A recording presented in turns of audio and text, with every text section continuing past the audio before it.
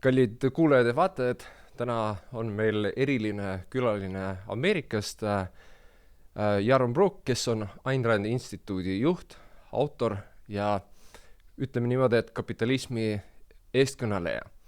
Hello, Yaron. Hi, Really nice to have you here in Estonia. nice to be here. What is the kind of main thing that pops in your mind when you think about Estonia? I think the things that I've heard that's most interesting about Estonia, and this is a while back, is that like you're all electronic. There's no All paper, digital. all digital. So insurance and driver's license and all that stuff is digital, and so that's kind of a cool aspect of what I think of as Estonia. Other than that, a small country bordering Russia that Russia would love to get its hands on. And not far from where my family originally is from, which is probably northern Lithuania.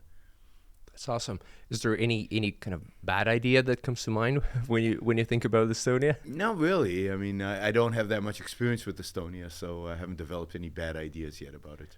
Probably from the ex-Soviet Union countries, Estonia is the most kind of pro-free market and capitalist. Do you think that's true? It's hard to tell. I mean, I think the Czech Republic has lower taxes. I think Georgia, at least for a while, had a free economy. And I don't know, how Estonia ranks. I mean, it would be interesting to look at all the post-Soviet countries and rank them based on economic freedom. But Estonia certainly has the reputation of being high on the list. We love startups, companies, entrepreneurs. That's great. That's great. really awesome because this is driving our innovation and making people happy.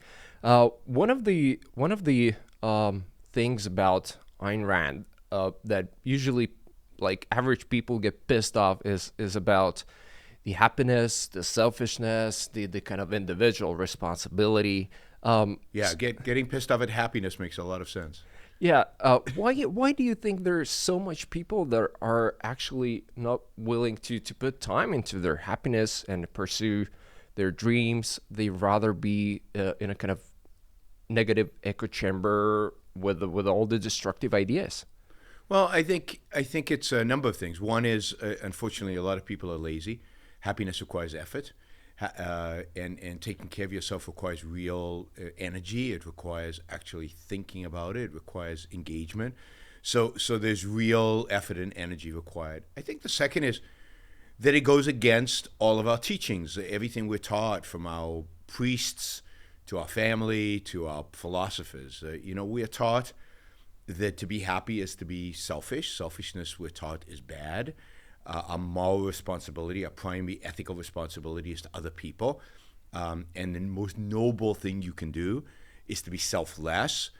You become a saint, or you become a good person by sacrificing, by giving up your time. And that is kind of baked in primarily through Christianity. But even secular people, while they have maybe abandoned the mysticism of Christianity, they hold on to this moral code because that is all they know. And they have been taught that the only alternative to it, is a kind of nastiness. That is, if you're not going to sacrifice, if you're not going to be selfless, you're going to be, quote, selfish, which means to them, you're going to lie and steal and cheat and exploit other people and just be a horrible human being. And between those choices, they don't want to be a horrible human being, so they give up on life in a sense, and they'd rather do that. And it's hard for them to think that there's a third alternative, and that is to be self-interested in a kind of a rational sense, to be somebody who cares about one's own well-being. And that doesn't mean exploiting other people. Quite the contrary. It means trading. It means creating win-win relationships with other people.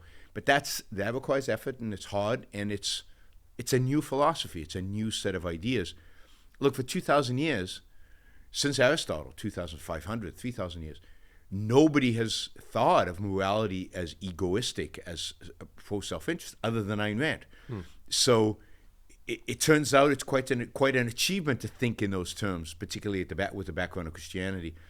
So it's going to take a while for those ideas to filter through. So it's actually more moral to be egoistic in that sense.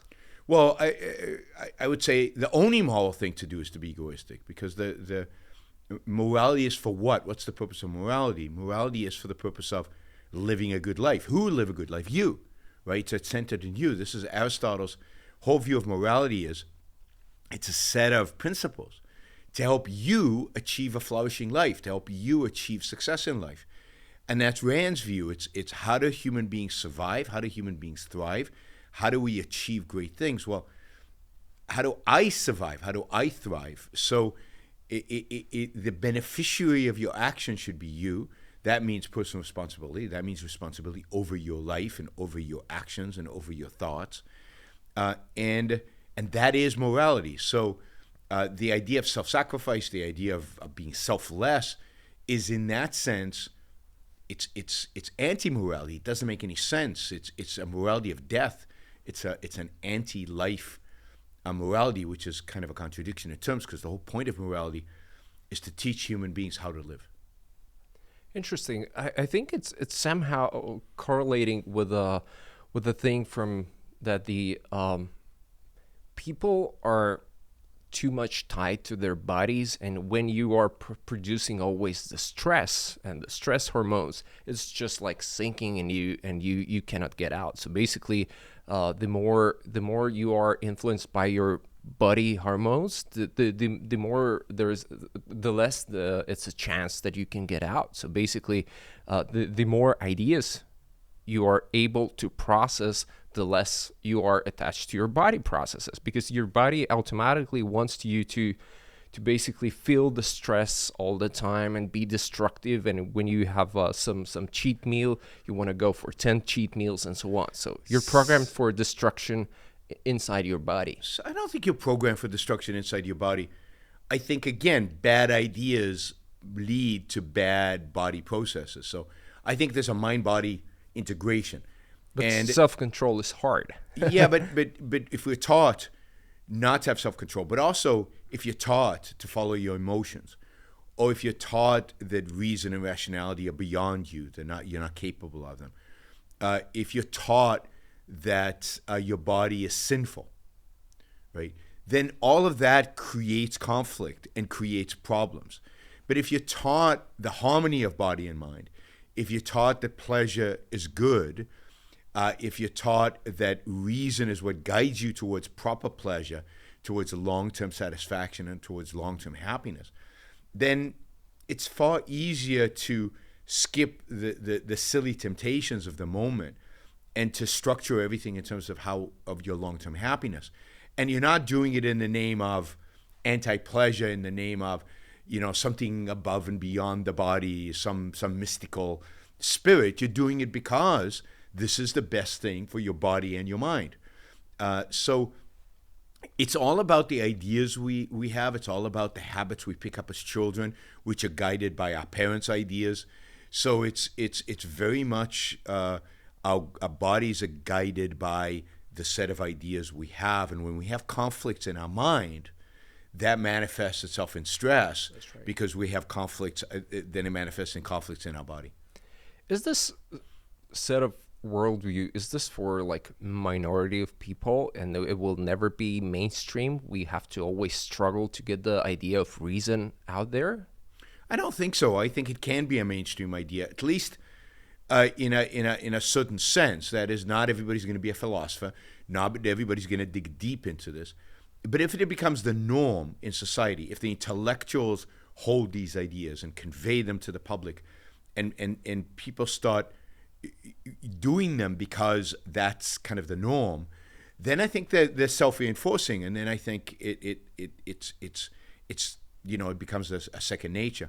So I think that the fight really is, the battle really is to capture the intellectuals, or really to replace the intellectuals.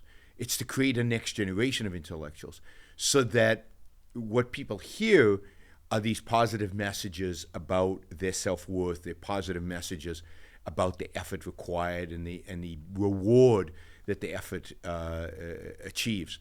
So if we can capture the intellectual high ground if we can replace the current intellectuals, then I think it's easy then to get the rest of the people on board with these ideas. It's like managing well your finances, being the good health, basically the same thing as with ideas, right? Yes, and it's funny because people do listen to podcasts about how to manage their health and how to manage their finances, but that is all on a background in which says, don't take care of yourself too much.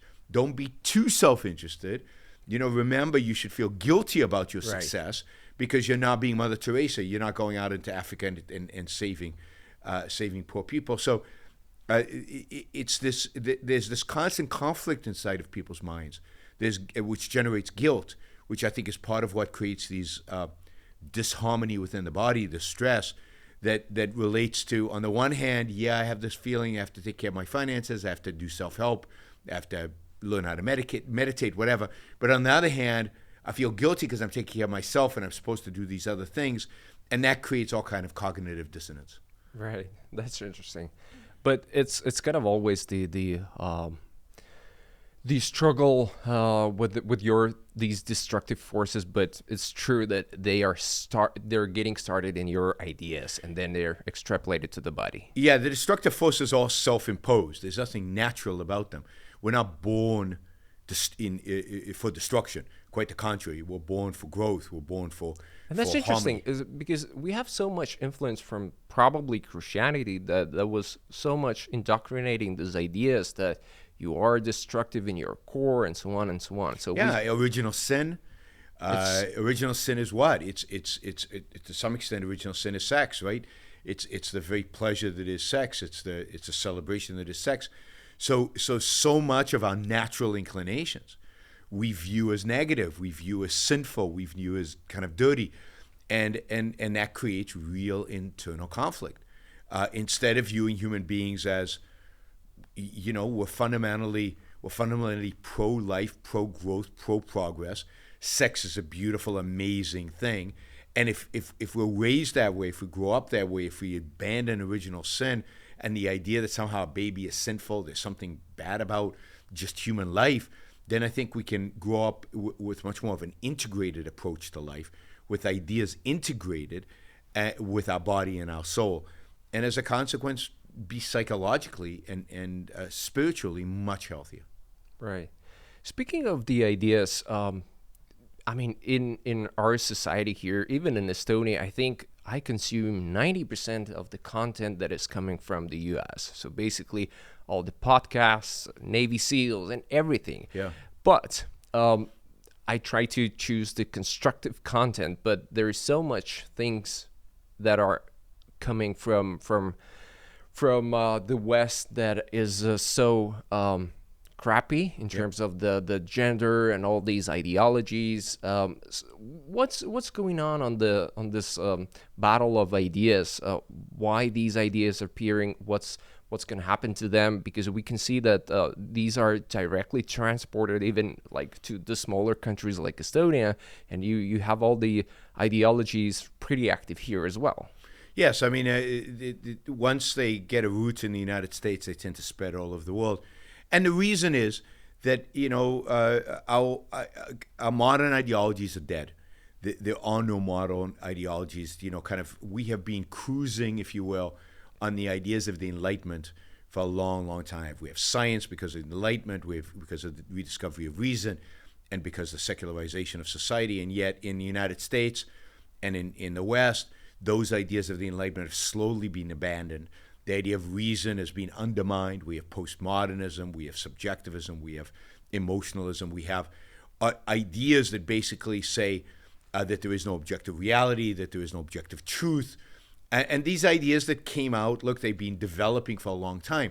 The anti-Enlightenment started immediately. It started with Rousseau and with Kant, right. Hegel, Schopenhauer, Marx, Nietzsche. I mean, a whole line. And then you get the postmodernists, and then you get the... And all of that leads to a fragmentation of ideas, no cohesive integration of ideas.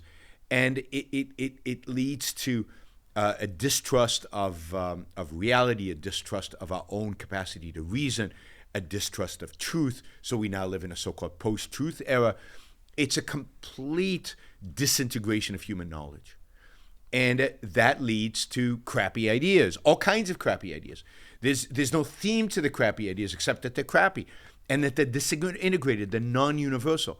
And so what you get is this intersectionality type thing where people now compete. They take this morality that says that the needy, out of Christianity really, that the needy are virtuous, that need is a claim against everybody else, that people should be selfless and they should devote their lives to helping the needy.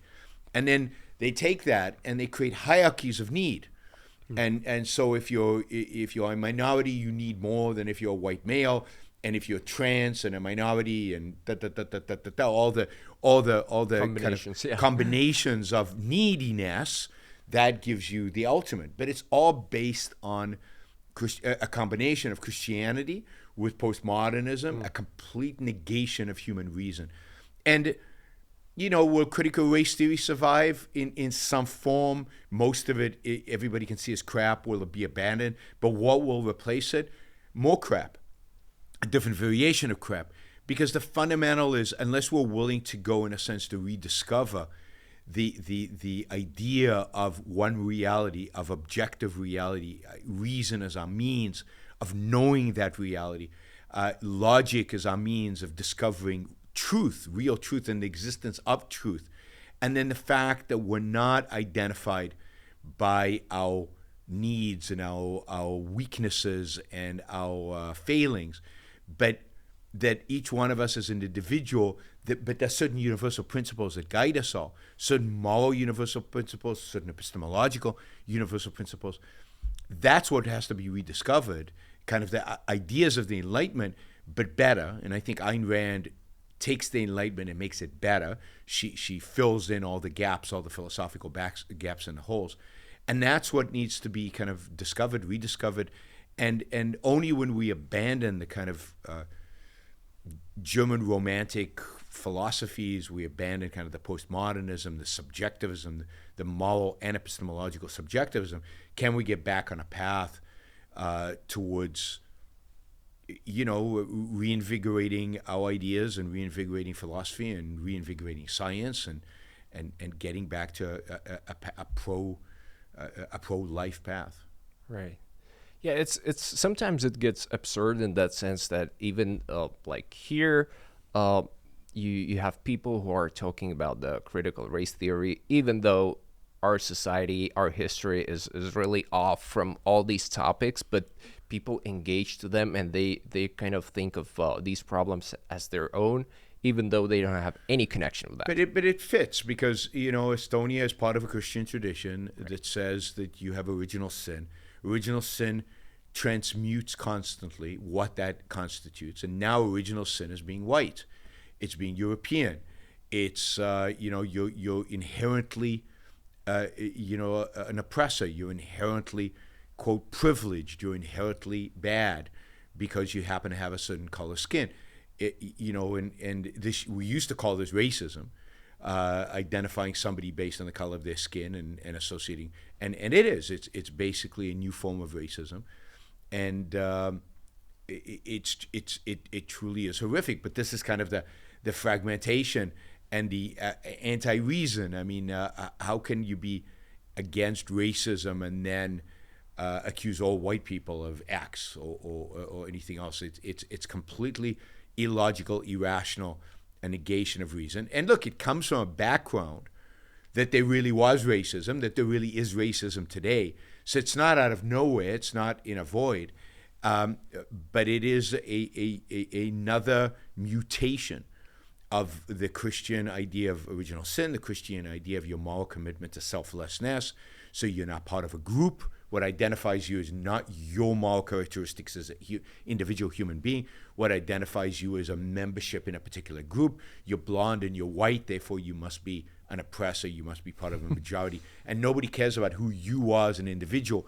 You're identified as those parameters. But again, that's all the same philosophy we've been dealing with since the end of the Enlightenment, hashed over, mutated into its various ugly forms. Yeah. Yeah, that's interesting, but it feels like we're just in a specific phase of the history where we will get over these ideas and come with the new ones Well, the and the better question is, will ones. the new ones be better or will they be worse? And it seems like the trend is towards worse ideas, not better ideas. There was a sense in 1991 when the Soviet Union fell apart that bad ideas were dead, right? And that socialism was dead, but generally with socialism died a lot of the bad ideas associated with socialism. And it turns out, no, that unless we're willing to advocate for new good ideas, unless we're willing to educate people about good ideas and their importance to the individual, unless we're willing to go beyond politics and really delve into philosophy and epistemology and morality and the nature of human beings, we have to teach the world what the alternative is. It's not just going to happen automatically, because what tends to happen is the Soviet Union falls. Yes, everybody's against socialism for a while, but then there's no alternative. There are no other ideas to come in. There's no new ideas that introduce. Because you have to work on this. Because you have to work on this, and people have to adopt those new ideas, and they have to be intellectuals that teach these new ideas. And so people start looking for alternatives to socialism, and they don't reject the foundation. They don't reject the collectivism, the anti-individualism. They don't reject the anti-reason ideas of communism. So they adopt some other form of collectivism, some other form of anti-reason, and that's what we've seen over the last 30 years, right? Communism morphing into now, critical race theory or tribalism or fascism or religionism or whatever, but other forms of the same thing, just hashed and constructed differently. Is government involved much in the spreading all these ideas and being the cause of basically having involvement in all parts of life, telling basically people what to do, how to think? Because usually when you see the spread of the bad ideas, you see that they're not coming from private capital or kind of private Although sources. arguably they are, right? Arguably a lot of our tech companies are furthering right. these ideas. So I don't think it's purely government, but certainly government has a huge role to play here. And the biggest part of that role is the fact that government controls education, right? Most of our educational institutions are run by government. They're government schools. And even private schools are often guided through in the curriculum through the Department of Education and education curriculum.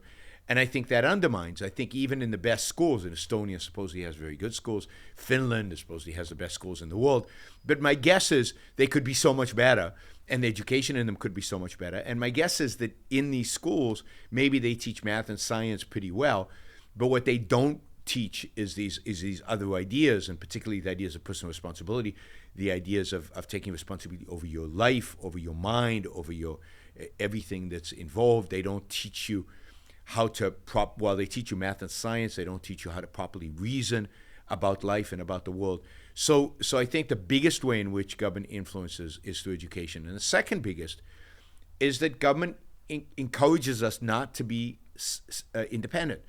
It facilitates, Rely on me. it facilitates this dependence. It says, don't worry, be happy, don't be happy, we'll provide you, we'll solve all your problems. It encourages laziness, it encourages unthinking. And then when you get the latest fad, ideological fad, government seems to embrace it. In the United States, certainly on the left with the Democratic Party, they embrace it. They try to codify it into law. They try to codify it into particular behaviors.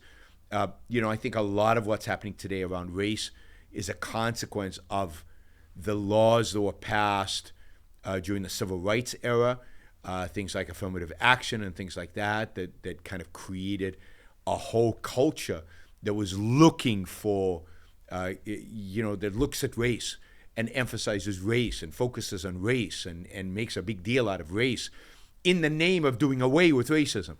And the actual result of it is that it's actually embraced racism and made racism worse. So I think government does make these things worse by institutionalizing them and turning them into kind of governing habits.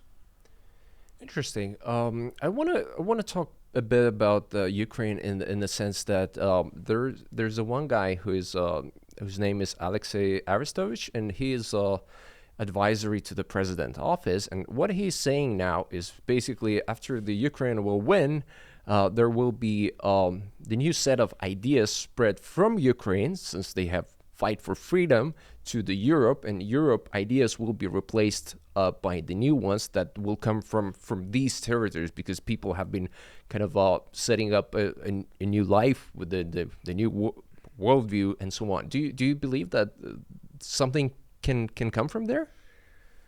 I mean, I think if Ukraine wins, good will happen. But I don't think Ukraine winning is going to challenge the fundamental ideas that dominate Europe. Because he says that the European ideas are rotten, and it's kind of... I agree, but what are the ideas coming out of Ukraine?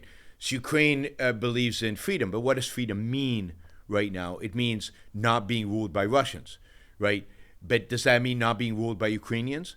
That is, are Ukrainians willing, once they defeat the Russians, are they willing to establish real freedom in Ukraine? Ukraine wasn't the freest country before the war. It was incredibly corrupt. The government did a lot of things it shouldn't have done. The government was involved in a lot of life. The government was involved in a lot of industry. It wouldn't privatize. It held a lot of land. It held a lot of industries. It held a lot of natural resources. When the war is over, is the government suddenly going to become capitalist and want to sell everything and really challenge Europe? So maybe what Europe will learn from this is that appeasement is evil, at least in the short run. But you think they would have learned that from World War II, right? So it's not clear to me that they actually learned the lessons, and for how long, if they do learn, for how long. So I think that they will learn the lesson with regard to Russia. They will learn the lesson maybe about appeasement. Maybe they'll interpret that in a positive way in terms of how to deal with China. Maybe there'll be some shakeup. But the fundamental ideas behind this, the fundamental political ideas, the fundamental ideas behind the welfare state, the fundamental ideas behind our mixed economies with heavy regulations and so on, I don't see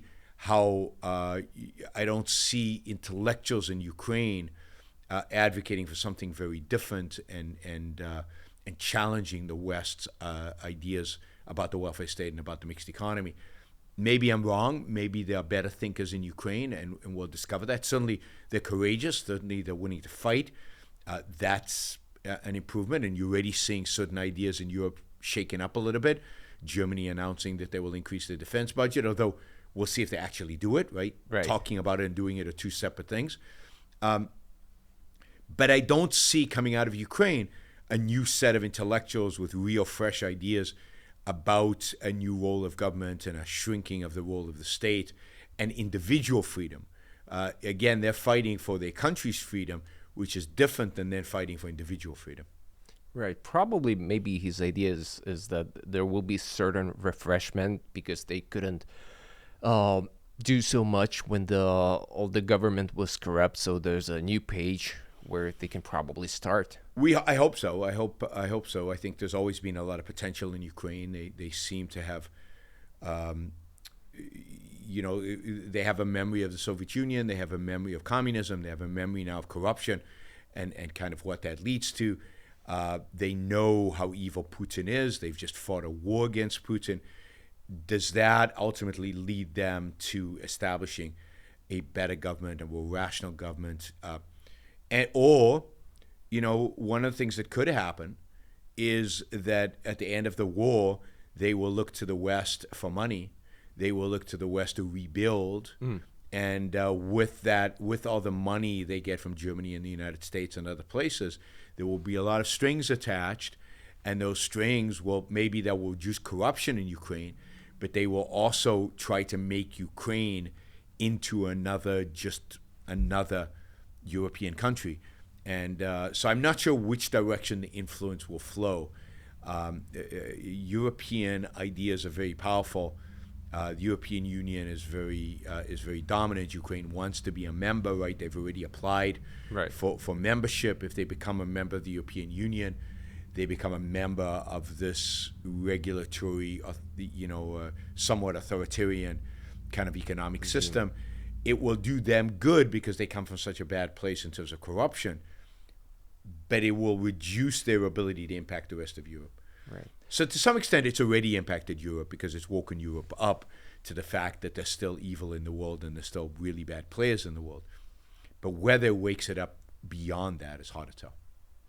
I usually ask my guests who were born during the Soviet times about the difference between the lifestyle back then and today, and all of them say that during the time when they were going be raised as a kids and go to the university and have a job, the people were more friendly, the life was more meaningful, and they are struggling today to find the same values.